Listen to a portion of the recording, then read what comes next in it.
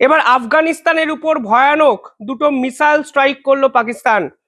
দেখুন, পৃথিবীতে বহু দেশের মেন্টালিটি নিয়ে তর্ক বিতর্ক আলোচনা হতে পারে, কিন্তু পাকিস্তানকে নিয়ে কখনো আলোচনা হলে ভিতর থেকে কি বেরোবে এই জানার কৌতূহল কিন্তু আমার থেকে গেল। কারণ কোনো এক ইসলামিক রাষ্ট্র ইসলামের দেশের উপর, স্পেশালি মসজিদের উপর আক্রমণ করতে পারে, এই নিদর্শন কিন্তু ইতিহাসে খুব কমই দেখা গেছে। এবার পাকিস্তান যে ভয়াবহ কাণ্ডটি আফগানিস্তানে ঘটালো তা কিন্তু গোটা বিশ্বকে কার্যত স্তব্ধ করে দিয়েছে। শুধু তাই নয়, কালকে করাচিতে রেঞ্জার্স ফোর্সের অফিসে বা সেনাঘাঁটিতে যে ধরনের হামলা পাকিস্তানে হয়েছে, তারপরে পাকিস্তান সরাসরি ভারতের উপর দায় চাপিয়ে দিয়েছে এবং ভারতও এর পাল্টা একটি বিবৃতি দিয়েছে। এবং পরিস্থিতি যেখানে যাচ্ছে তাতে একটা প্রশ্ন উঠছে যে এবার কি আফগানিস্তান এবং ভারত একসঙ্গে মিলে এই পাকিস্তানের আগ্রাসনকে শেষ করবে? কারণ এনাফ ইন এনাফ, প্রতিদিন একই ধরনের বিবৃতি, বারংবার পাকিস্তানের আভ্যন্তরীণ যাবতীয় কোন্দলের দায় ভারতের দিকে ঠেলে দেওয়া, কখনো আফগানিস্তানের নিরীহ নারী পুরুষদের হত্যা করা। এই জিনিস তো দীর্ঘদিন চলতে পারে না। কিসের জন্য পশ্চিমা বিশ্ব আজকে চুপ? কিসের জন্য ডোনাল্ড ট্রাম্পের আমেরিকা সবকিছু জেনে শুনে মুখে কুলু পেটেছে? এই প্রশ্নও কিন্তু উঠে যায়।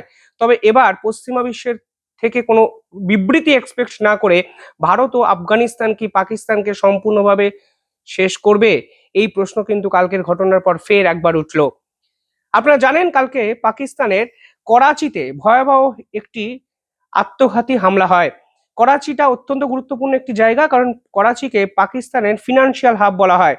এবং করাচিতে যে রেঞ্জার্স ফোর্স আছে সেখানে ঢুকে একটি নির্দিষ্ট হামলা চালায় টিটিপির প্রক্সি গ্রুপ। একে কোঅর্ডিনেটেড স্ট্রাইক বলা হচ্ছে।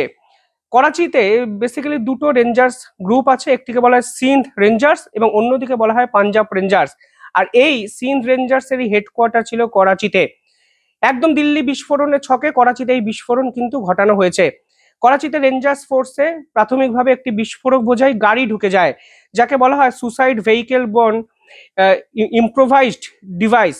অর্থাৎ দিল্লি বিস্ফোরণে যেভাবে গাড়ি বিস্ফোরক ভর্তি গাড়িকে ব্যবহার করা হয়েছিল, করাচিতে রেঞ্জার্স ফোর্সের বা সিন্ধ রেঞ্জার্সের সেনাঘাঁটিকে ওড়ানোর পিছনে এই ধরনের গাড়ি ব্যবহার করা হয়।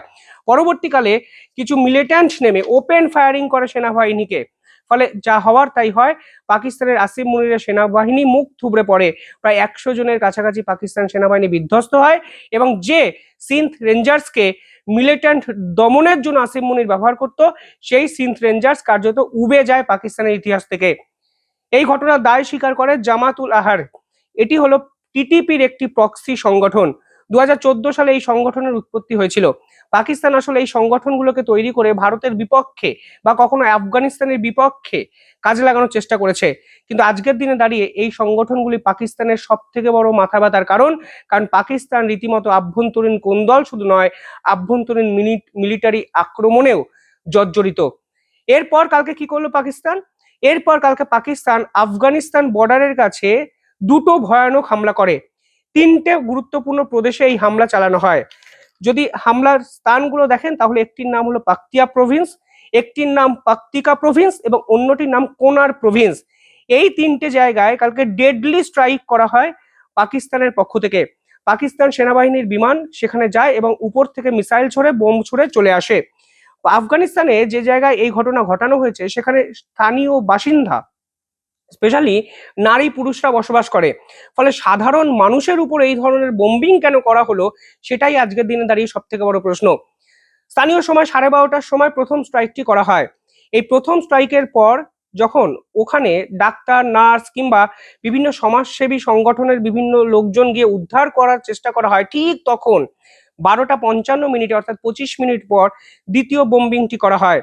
এবং সরকারি সূত্র অনুযায়ী এখনো অব্দি মৃতের সংখ্যা 35 এবং 100 জন ক্রিটিক্যালি ইনজোর্ড, যাদেরকে হাসপাতালে স্থানান্তরকরণ করা হয়েছে। পাকিস্তান বলেছে যে খাইবার পাখতুন এলাকায় কিংবা বেলুচিস্তান কিংবা করাচিতে যে ধরনের হামলা শেষ 3 দিনে করা হয়েছে, সেই হামলার প্রতিশোধ নিতে আফগানিস্তানের বর্ডারে এই ধরনের মিলিট্যান্ট গ্রুপের উপর তারা আক্রমণ করেছে। কিন্তু মিলিট্যান্ট গ্রুপের উপর আক্রমণ করলেও আসলে এই ঘটনায় যে নিরীহ নারী, পুরুষ, শিশুরা মারা গেছে তা কিন্তু আজকে চোখের সামনে স্পষ্ট। অবাক লাগছে, রাষ্ট্রসংঘের মতো একটি সংগঠন, যে সংগঠনের উপর গোটা বিশ্ব ডিপেন্ড করে থাকে, যে সংগঠন বিশ্ব শান্তি প্রতিষ্ঠার জন্য তৈরি হয়েছিল, যে সংগঠনে 190টা দেশ এখন অংশগ্রহণ করেছে, তারা এই ধরনের ক্রিমিনাল অফেন্সের পরও কার্যত মুখে কুলু পেটেছে। পাকিস্তানের পক্ষ থেকে বলা হয়েছে যে যেখানে তারা স্ট্রাইকটি করেছে তা আসলে জামাতুল আহার এবং টিটিপির গোপন ঘাঁটি, অথচ তালিবান বা আফগানিস্তানের সরকারের পক্ষ থেকে বলা হয়েছে ফুটেজ প্রকাশ করে যে যেখানে তারা এই এয়ার স্ট্রাইকটি চালিয়েছে বা দুটি এয়ার স্ট্রাইক চালিয়েছে সেটি আসলে সাধারণ মানুষের থাকার একটি জায়গা, অর্থাৎ হিউম্যান সিভিলাইজেশনের উপর নিরীহ অত্যাচার করে তাদের উপর বোম্বিং করলো পাকিস্তানের আসিম মুনিরের সেনাবাহিনী। গোটা বিশ্ব কিন্তু কার্যত মুখে কুলু পেটেছে। তালিবানের পক্ষ থেকে একটি অফিসিয়াল বিবৃতি দেওয়া হয়েছে, সেখানে তারা এই ঘটনাকে অ্যাক্ট অফ ব্রুটালিটি বলেছে, অর্থাৎ নৃশংসতা চরম নিদর্শন এখানে পাকিস্তান দেখিয়েছে। তবে সব থেকে ইম্পর্টেন্ট হলো এই ঘটনার পর নতুন করে পাকিস্তান সেনাবাহিনীকে শেষ করতে গোটা বিশ্ব নয়, আফগানিস্তান এবং ভারত একত্রে জোট বাঁধবে, এ আমার দৃঢ় বিশ্বাস। কারণ তালিবান পরিষ্কার বলেছে এই ঘটনার শেষ তারা দেখে ছাড়বে। কালকে করাচিতে যে আক্রমণ হয়েছিল, অর্থাৎ পাকিস্তানের একটি নির্দিষ্ট মিলিট্যান্ট গ্রুপ যে আক্রমণ করেছিল, তার পিছনে অফিসিয়ালি পাকিস্তান ভারতকে দায়ী করেছে। এর পাল্টা ভারত একটি বিবৃতি দেয় এবং সেই বিবৃতির পরেই কার্যত পরিষ্কার হয়ে যায় যে পাকিস্তানের এই ধরনের অ্যাটিচিউডকে ভারত আর সমর্থন করবে না। এনাফ ইজ এনাফ, সবকিছু সহ্য করা হচ্ছে, কিন্তু দিনের পর দিন পাকিস্তানের আভ্যন্তরীণ এই ধরনের কোন্দলের জন্য, এই ধরনের বিস্ফোরণের পিছনে ভারতকে তারা দায়ী করছে এবং পাকিস্তানের সাধারণ নিরীহ মানুষের ভাবাবেগকে নিয়ে তারা ছেলেখেলা করছে এবং ভারত বিরোধী সতেজ আবেগকে তারা উস্কে দিচ্ছে শুধুমাত্র ক্ষমতায় থাকার জন্য।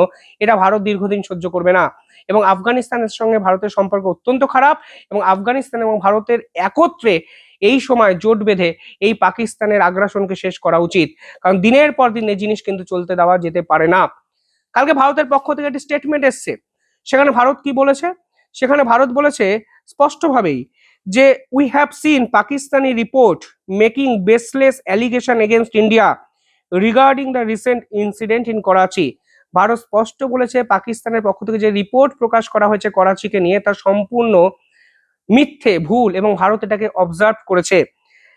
উই ক্যাটাগরিক্যালি রিজেক্ট দেম, এবং পরিষ্কারভাবে বলা হচ্ছে যে instead of pointing fingers at others Pakistan would do better to look inwards, অর্থাৎ আভ্যন্তরীণ বিষয়ে পাকিস্তান নজর রাখুক। টিটিপি পাকিস্তানের নিজস্ব সংগঠন, যে সংগঠনের নাম কালকে জড়িয়েছে করাচির ঘটনায়, সেই জামাতুল আহার, সেটি পাকিস্তানের নিজস্ব সংগঠন। সেই সাথে ভারতের কি সম্পর্ক? কিছু হলেই পাকিস্তান শুধুমাত্র ভারতকে দায়ী করবে।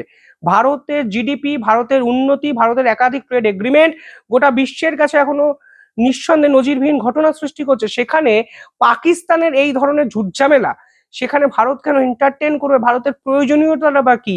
বা পাকিস্তান তো কোনো অবস্থাতেই ভারতের সমকক্ষ নয়, না অর্থনীতির দিক দিয়ে না মিলিটারি সুপার পাওয়ারের দিক থেকে। ফলে ভারত পাকিস্তানের রেঞ্জার্স ফোর্সের ঢুকে আক্রমণ করবে এই দৈন্যদশা ভারতের হয়নি, তা ভারত স্পষ্ট কালকে বলেছে। এবং পাকিস্তানের উচিত আভ্যন্তরীণ বিষয়ে লুক ফরওয়ার্ড, মানে একটু অবজার্ভ করা। ভারত পরিষ্কার বলেছে যে Pakistan would do better to look inwards, take credible action against the terror infrastructure on its territory and rid itself of its. পরিষ্কারভাবে বলছে যে ভারত পরিষ্কারভাবে বলছে যে পাকিস্তানের নিজেদের ঘরের ভিতরে যে আভ্যন্তরীণ যে টেরর ইনফ্রাস্ট্রাকচারগুলো আছে, জঙ্গি আউটফিটগুলো তৈরি হয়েছে, সেগুলোর উপর সম্পূর্ণভাবে ক্র্যাকডাউন করা উচিত। এবং এই মুহূর্তে দাঁড়িয়ে ভারত স্পষ্ট মনে করছে যে পাকিস্তান যেভাবে দিনের পর দিন এই জঙ্গি সংগঠনগুলোকে তৈরি করেছে, যেগুলোকে ভারতের মানে এগেনস্টে তারা ব্যবহার করতে চেয়েছিল, তাদের উপর ক্র্যাকডাউন করা উচিত। কথায় কথায় ভারত বিরোধিতা পাকিস্তানের মানায় না। এবং এরপর যদি হয় তাহলে কি হবে? স্পষ্ট বোঝা যাচ্ছে আফগানিস্তান এবং ভারত একত্রে জোট বেঁধে এই পাকিস্তানকে কিন্তু শেষ করবে এবং সেদিন কিন্তু আসন্ন। দিনের পর দিন পাকিস্তানের টিটিপি আক্রমণ করলে ভারতের উপর দোষ দেওয়া, কেউ ট্রেন উড়িয়ে দিচ্ছে ভারতের উপর দোষ দিচ্ছে, Balochistan liberation army Quetta road দখল করে নিচ্ছে, তারা ভারতের উপর দোষ দিচ্ছে। আফগানিস্তানের তালিবান ভারতকে, মানে ভারতের সঙ্গে যোগাযোগই নেই, পাকিস্তানের ডুরান্ড লাইনকে কার্যত লন্ডভন্ড করে দিল, সেখানে তারা ভারতের উপর দোষ দিচ্ছে। ফলে এরা ভারত ফোবিয়াতে ভুগছে। বাংলাদেশের মোহাম্মদ ইউনূস সরকারের সময় এই জামাতপন্থী ছাত্র নেতারা যে ফোবিয়াতে ভুগত, সেই ফোবিয়াতে ভুগছে এই পাকিস্তানের আসিম মুনির, যারা কথায় কথায় সেভেন সিস্টার্সকে কেটে দেওয়ার হুমকি দিত, শিলিগুড়ি করিডোরকে বিচ্ছিন্ন করে দেওয়ার হুমকি দিত, তারা আজকে কোথায়? সেই প্রশ্নটা আন্তর্জাতিক স্তরে উঠছে। ঠিক একইভাবে পাকিস্তান কেন ঘরের ভিতরে শত্রুদেরকে দমন করতে পারছে না সেই প্রশ্নও কিন্তু উঠছে। ফলে আসিম মুনিরের ক্রেডিবিলিটি আজকে আন্তর্জাতিক স্তরে যখন এক্সপোজড হয়ে গেছে, ঠিক তখন সেই পুরনো চাল ভাতে বাড়ির মতো পুরনো স্ট্র্যাটেজি, ভারতকে দিকে আঙুল তুলে দাও, তাহলে পাকিস্তানের ইন্টারনাল পলিটিক্স সুগঠিত থাকবে, সাধারণ মানুষকে ভুল বোঝানো যাবে। কিন্তু পাকিস্তান কালকে যে ভয়াবহ নৃশংস আক্রমণ আফগানিস্তানের উপর করেছে, তার শেষ আমার দৃঢ় বিশ্বাস আন্তর্জাতিক স্তর কিন্তু দেখবে। পশ্চিমা বিশ্ব চুপ, খারাপ লাগার জায়গাটা কিন্তু ঠিক সেটাই। আর এখানেই ভারত এবং আফগানিস্তান জোট বাঁধুক এবং এই আসিম মুনিরে পাকিস্তানকে কার্যত চুরমার করে দিক, এবং সেই দিন কিন্তু আসন্ন। যাই হোক, কমেন্টে জানাবেন কিভাবে দেখছেন পুরো বিষয়টি। ধন্যবাদ।